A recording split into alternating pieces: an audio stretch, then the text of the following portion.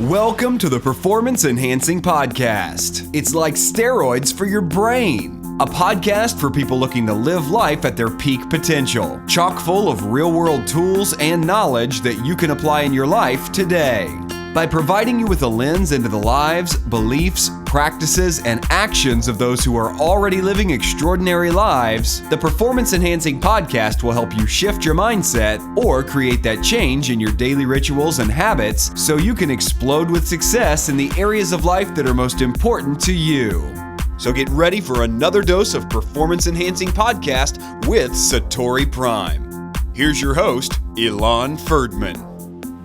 Hello, everyone. Welcome back to another Pep Talk or Performance Enhancing Podcast with your host, Ilan Ferdman. Today, we're about to delve into part 2 of my interview with Frank Klesitz of Viral Marketing. And if you listen to part 1, you'll know that the reason I brought Frank on was because I thought he was really interesting twist on the whole marketing game, bringing a little more of that traditional, deep relationship building modality that I think has definitely been lost. You've probably heard me say this a million times. I think too many people are just hiding behind their computer screens. And so Frank, I think, does a very, very good job at his agency between merging technology with those deep type of relationships. And it's really interesting to always keep that in perspective. Ultimately, business is still built the same way, shaking hands, seeing people's white in their eyes, building those kind of relationships. And so in this particular section, we're going to talk more about how to use influencers in certain niches to your advantage to help you grow and build your business. What he actually uses his marketing budget on, because they don't produce online leads at all. He thinks they're actually the worst type of leads, and what he invests that in. And then we talk about the number one reason people succeed or do not succeed, which you may or may not have heard myself talk about before. So enjoy my interview with Frank from Viral Marketing, and let me know in the comments below or via email what you thought of this podcast. Have an amazing day. I want to show the audience here something. Please. Let me see if I can pull this up. Yeah, and I would share desktop, because otherwise, if you try to share like the individual window, the freeze for whatever reason. Yeah, sure. So share screen. Yep. With the whole desktop. Yep, and then you can pick whatever you want. Do you see this image? Absolutely. All right, so here's an example. So Phone Animal is a prospecting company in the real estate space, and Tim is the CEO. And I asked him for endorsement, and this is an ad under his Facebook page recommending Viral Marketing out to his list. So this is targeting all of his Facebook friends. It's targeting his database. He's basically letting everyone know that he's connected to come hire us. How cool is that? That's amazing. And you paid for this? Yeah, well, he's a client of ours. But yeah, I pay the advertising spend. So I say, hey, Tim, if you give us an endorsement, can I run this under your page out to your audiences? But I'll spend the $5 or $10 a day on the marketing for it. Very, very clever. So we get all the influencers recommending us on all their different Facebook pages. Very clever. It's one of the ways of doing it online. Very clever. How much, just because I want to put this in perspective for people, how much do you charge right now to work with a client? Yeah. So it's $2,000 one time. So $2,000 sets everything up, and it's $550 a month. We have about 480 clients now at Viral. So we're about a $3 million a year firm. That's sick. And then so I just wanted to say this so people get it. Like you're offering people, you said you work with them for free for a few months, which would probably the equivalent of you not eating, but investing, let's say, $3,500, let's say? Sure. Absolutely. Right. Well, there's also another way to look at it. So I always overstaff our company. So I wouldn't really look at it that way, because that's like, we're staffed for like maybe 510 clients right now, and we have 470. So I always keep an extra tier of like unused labor at our firm, because everyone's on salary or 40 hours a week hourly. All right. That's kind of our giveaway, right? And we offer that to anybody. It's like, yeah, we'll do some work for free, but you have to like actually have an audience and influence and names of people you can actually introduce us to. And for some people, that's just an independent professional. So, I don't want to be like a salesman for you. I just want to grow my business. That's not for me. I'm like, that's fine. Yeah. That's essentially our partner program. So we always keep like a percentage of our labor set aside to do without charging revenue for, to be able to work for referrals through influencers. Yeah. And that's it's such a lower cost, lower risk strategy than having to, write a lot of big checks to acquire cold business. And the business is better. The business that comes through referrals and through influencer also retains much longer than like just random leads that you collect online from a bunch of randomness. Yeah, there's also very, very little selling that you have to do. Yeah, it's a referral. If a buddy of someone said to him, "Hey, this is the company I use," especially at those kind of higher network levels, we don't really go searching for people. We go to our network, we say, "Who's the person that you're doing for this, or who do you recommend for that?" And we'll just go with them based on their word because we trust that person. Correct. Very little research is actually done sometimes on the company because you're like, you like them, you get good results from them, I'm going to go with them. Yeah, so we spend this, for what it's worth. I mean, the majority of our marketing budget is travel. So we spend a lot of money on plane tickets and hotels and dinners and eating out. For events. That's for events, yeah, because we're selling a long-term relationship-based, professional service model. When we tried the whole like internet marketing, like in my opinion, kind of the get rich quick theme of like, let's run a Facebook ad, do a cold audience, and drive them to a webinar, and then do a strategy session. Yeah, you might get a couple clients from that, but they won't. There's no relationship. They stick around for like a month or two or three, and then they're gone. So the way that you really build a real relationship with someone and build a true professional firm is extremely deep relations with individuals. And the only way that we're able to find that is by going to events and speaking at events, dinners at events, much like how honestly, I would probably say a lot of our true foundational lead generation is much like how a wealth manager or financial advisor would build their high-end clientele. It's so interesting because I roam in the info marketing, online marketing space, and my biggest pet peeve is that people have used it to hide behind their computers and Correct. got rid of fundamentals, which are exactly like you said. It's a compliment. So yeah, you can certainly do webinars. It's a light compliment, but there's a whole other foundation down below. Now, online marketing works fine if you're selling an ebook or like an online course, and your price points maybe around like $100 or something like that. Maybe as high as $500 for like a ticket. But if you're selling like a coaching program, or you're selling like a done for you model, you're going to have to get off your butt and you're going to have to go meet people.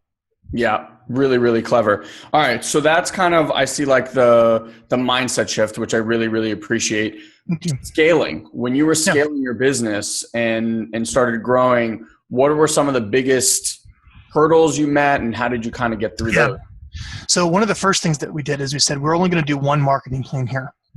It's impossible to scale a firm when you have a bunch of random custom projects all over the place. That's not going to work. So we have one marketing plan. Everyone follows the same build process. Everyone follows the same marketing plan. All of our clients are doing their 2 videos a month.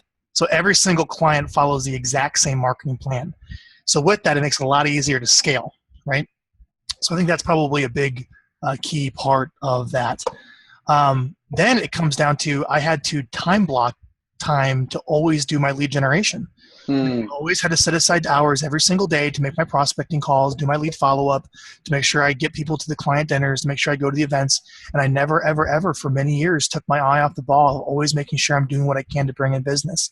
Some people always say like your best lead generation is retention. I completely disagree with that, because we have lost many, many, many clients here at Wow Marketing for reasons way beyond our control. People get cancer, they move, they leave the industry, they don't want to do it anymore. There's lots of issues. Lots of unfortunate issues, but those are things you said that just better service isn't going to solve that.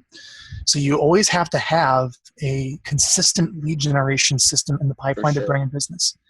And then on top of that, I got really good at hiring. I mean, John's my business partner, and he's probably one of the few people I hired. And then I hired my marketing people underneath me, and then I just basically threw as much work as I can on John. And as the business grew, I allowed him to hire more people underneath him, and we kept the numbers of the business. When was John allowed, my business partner, to like hire more staff, or when was I allowed to take a salary increase or hire more people? Like, what are the economics of the business? And I did a lot of research, and probably what really saved my butt a lot of times is running my business on these numbers and scaling. So our labor expenses, our salary cap is never more than 60% of revenue. So let's just say in an entire year, you do $100,000 of business. You can spend $60,000 a year on salaries. Got it. right? Your marketing budget is 10% of revenue. You can spend $10,000 in marketing, all right? And that would put your other overhead expenses at what, 15%? Yeah. You have facilities, overhead, everything else at 15%. You should net about 15%. If you're going to in a service business, right? In a service business. If you're going to run a truly scaled business where like on the Rainmaker model, you're netting it all. It's like, wow, I have like no expenses. Like you're doing all the work. It's not a real business. But if you're going to have account managers and you're going to have management and you're going to have HR and you're going to have all these things, you're going to really get paid more for what you own as opposed to what you do. So at Viral, I take a salary. So I have money that comes out every 2 weeks as a W-2 out of our 60% of revenue labor budget. So that's me getting paid for what I do. And then you have the profit, which is left over, which is 15% of revenue. So we've tried to keep those numbers pretty consistent on the way up. So let's say, for example, I am only spending 55% right now on labor of my revenue. That means I have 5% more to be able to pay out as a raise or hire more people. And those are the discussions that we have. So we're a very open book company. Everyone here at Viral has the option, if they're comfortable, to look at all the financials and look at like our percentages and say, if you want to raise, one of the first things I do when I hire somebody, they see me for the first time, right? And I literally pull out all of our financials and all of our salaries and our payroll. I tell them how much every single person makes here. I tell them where all of our money comes from. I tell them exactly how much money I make. I show them my tax return. And I teach them the money of the business. It usually just freaks them out. What it does is it gives them an idea of like, wow, I really understand like how this business goes, and I could talk to them more deeper on like the opportunities and how they're, how we make decisions on the way up with money. It just rips the trust. It just makes it so much trust. So much better. That's amazing. Is that based off the Scrum model? Never heard. I've heard. What is that? Scrum. It's Jeff Sutherland and some other guy created it. It's the thing that all software companies are using right now. Agile management. Lean. Lean, open book. I mean, it's just, there's no secrets here, man. I mean, I publish everything. Everyone knows, everyone else makes. Whenever we talk about money, it's like, okay, we have to get revenue up, or it's just while our form is corporate, the attitude is very much partnership. So when someone makes $10 an hour versus someone makes $100,000 a year here, why? And we have very open discussions of why that is. Interesting. Yeah. Did you find, I'm curious from a human perspective, did you find that when you do that, it gives people kind of this internal incentive to know where they're striving, or what they need to do to get there? Well, most people have I've been very fortunate. I've never had a bad relationship with money. I've never had a problem with money. My mom, I don't really come from money either. I come from Omaha. My dad was just an insurance agent. I don't say just, but he's just an insurance agent. My mom was a band teacher.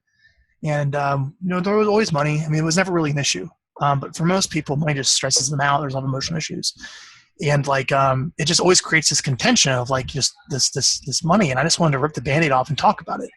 And you have to do it where you really understand accounting. So I actually really love accounting. I love it's probably one of the reasons why we've succeeded is I understand an income statement, I understand a balance sheet, I understand a cash flow statement, I understand how money works when it comes to an accounting concept. And I keep us for those accountants watching this, I keep us on a cash basis just to make it easy to explain to people how the business works, of how we make money here, And someone says, well, why can't I get some of the profit? I'm like, absolutely. If you invest capital in the business or you work for free, that's how you earn that. And they go, oh, okay, I didn't know that, right? Or, how do I get my salary up? Well, here's the things that we have to do. We have to increase the salary cap, and you have to be able to do something that's not easily in supply and labor. Like your job right now, I could put an ad out and have 100 people applying for every place in 2 days. That's not good. That's not good. That means you're not paid a lot. There's lots of supply. So we have those conversations, and they're not very emotional, and I think people appreciate them. That's brilliant. Really brilliant. It's funny because as you were even discussing the business, I was like, it sounds like you came either from the insurance model or financial analyst model, because the way you describe everything, but you're just a student. I'm just a student. Yeah, I'm honestly just a student. So I was like, if I'm going to run this business and not completely screw up, I really need to understand accounting. So I bought some accounting books and I taught myself accounting. And then I've read, honestly, man, if you had to sum up everything of why people are successful versus others, if I really had to sum it up, it's people's ability to self-educate and read. Yes. It truly is. I mean, I keep going back. It's like, I have the ability. It really is a skill set. let's say, for example, we're trying to do a podcast here at Viral Marketing, and we can't get the audio to work, the audio levels and the gain levels and how to use Adobe Audition. And like, I have the ability to set aside some time on the weekend. I can go buy a book on how to use it. I can read it and interpret the information. And then I can go I have the skill now to be able to do something better. Yeah. And for people to do that on their own is a very rare thing, I found. Very rare. Very. You either have to enroll in expensive coaching programs, you have to go spend a lot of money on schooling, or you have to have a lot of accountability, go to a classroom. It's just human behavior, right? But to literally just go buy a book and read it yourself and apply it on your own without some type of external force or, whatever it is a very rare skill set. And I really take a lot of pride of understanding that, and that's probably what I really enjoy doing. Like, for example, we're creating a training program for our new employees, and I went on Amazon. I just bought like 7 books on employee training. Yeah. I would just lay down on the weekend, on a Sunday, all day Sunday, lay in my bed. I would just start scanning through, highlighting passages and reading. I wouldn't read everything word for word, but start trying to assimilate information and come up with what I think is the best solution. I enjoy problem solving, and I have a relentless curiosity to figure things out. It's amazing. One of our favorite things is first, as soon as people get into our ethos or like our community, we tell them FSO, figure shit out. Because the problem is school, you are told to regurgitate information. Yeah. Then you become an employee, everyone just do this. So there's very little in you having to stuff out. Self-awareness or just self-motivation to learn. Yeah. And learn it for the sake of truly understanding and learning it, not just to learn just enough to like pass some test. Exactly. Or to do it on the super level. I also think, I don't own a cell phone. I got rid of my cell phone like a year ago. Wow. Because it was distracting my deep thought. Wow. So I hate social media. I actually hate technology. I think that's a whole other discussion. But as I run a marketing agency, I'm back to my own success. The point is, it's just we live in a world of just constant distractions all the time, and it's like you're operating mentally like on the surface of thought. And the thing is, in order for me to be able to do well, I have to go extremely deep into my thought. I have to set aside for like 8 uninterrupted hours of working intensely, like on a landing page, or working intensely on a document, or working intensely of critically thinking of doing something. And when you have the opiate of a phone you can pull out any time and go off on la la land, you ruin the deep thought. Does that make sense? Absolutely. And I found myself just constantly checking my phone out of like a habit or like a way of like easing the burden of thought. And I'm like, this is preventing me from success. So how are you doing it now without a phone? Well, I just don't have one on me. I don't use a cell phone anymore. It's actually not that big of a deal. It was more of a bigger of a deal because I found myself always wanting to use it because it was an opiate to me. Yep. But as far as people contacting me, just call me at work or they call me at home and I return their phone calls like a normal person, like just like how we always did it for hundreds of years or whatever, right? But it really wasn't that big of a deal. But for me, it was like, oh my God, what do you do without a cell phone? I'm like, it has allowed me to be a lot more present in the moment and enjoy the moment more. And it honestly, but it's not even people contacting me and being interrupted. It's more me just pulling it out and just getting distracted of a whole bunch of things and taking me out of my current thought patterns. Yeah. I lost my phone for 3 weeks. And there's whatever. It ended up being that I didn't have a phone for 3 weeks. And it was the first time I actually realized how addicted you are to your phone. Yeah. I would actually like go walk towards the bathroom and reach my hand into my pocket on habit, just to pull it out. I was like, holy moly. Yeah, you pull out in the elevator, you pull out your peeing. What is this? Ridiculous. It's crazy. Really, really interesting. I'm curious. It's going to be amazing for your kids, by the way. So the reason I did it. To not have screen time. I'm actually interviewing a guy calls himself Homeschool Dad tomorrow, I believe, actually. And he's super interesting. His whole thing is like absolutely no screen time for their first, I think, like 5 years. And even after, very, very limited. So it's like if you can read a book and there's a hard copy, you buy that hard copy. Yeah. There's obviously a lot of education online, but a buddy, one of the guys that I coach, started working with him. And he said within the first month of his kids not playing video games, just cutting out video games, he said they've become voracious readers. Yeah. And better at everything. Well, and good parenting just comes back from being a good model. It's like, Exactly.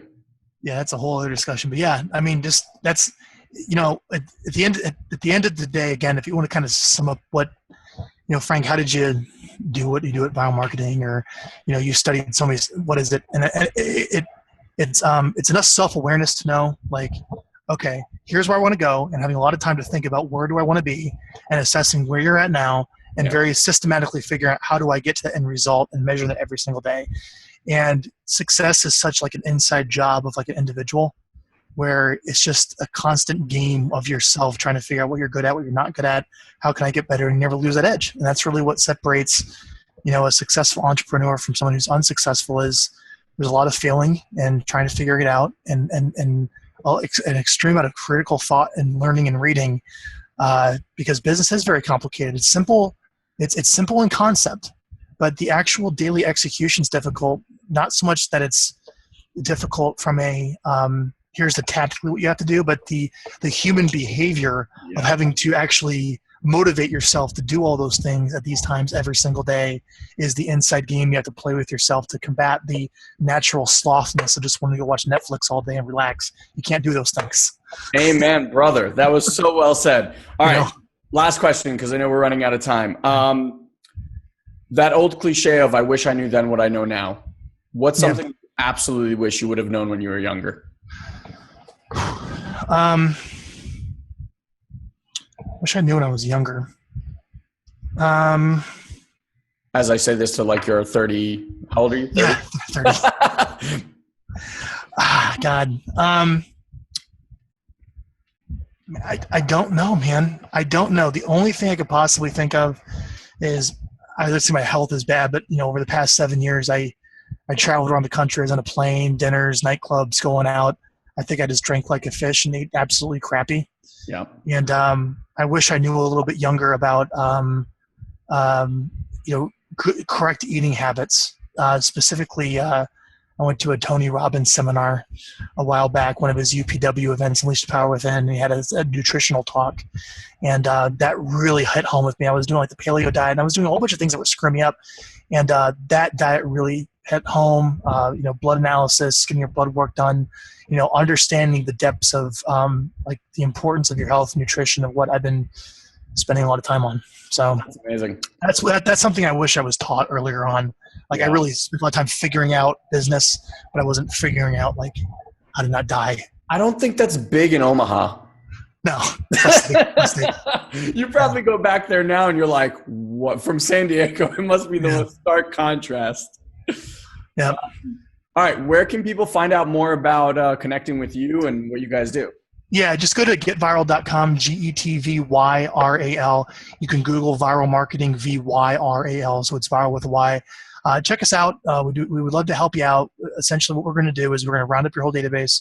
We're going to start communicating with video, and it's going to attract business to you. And we're going to give you names of people who watch your videos, so you can kind of prioritize the people in your database who are most likely to probably do something with you, so you can prioritize your phone call follow-up. It's great. Brilliant. Frank, I wish you guys a lot of success. Pleasure spending some time with you here. Cool. Appreciate it, man. All right. Later.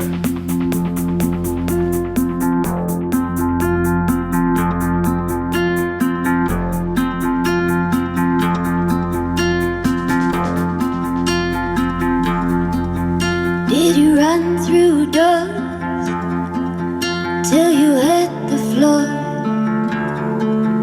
Did you read my eyes and my aching thoughts? Did you walk through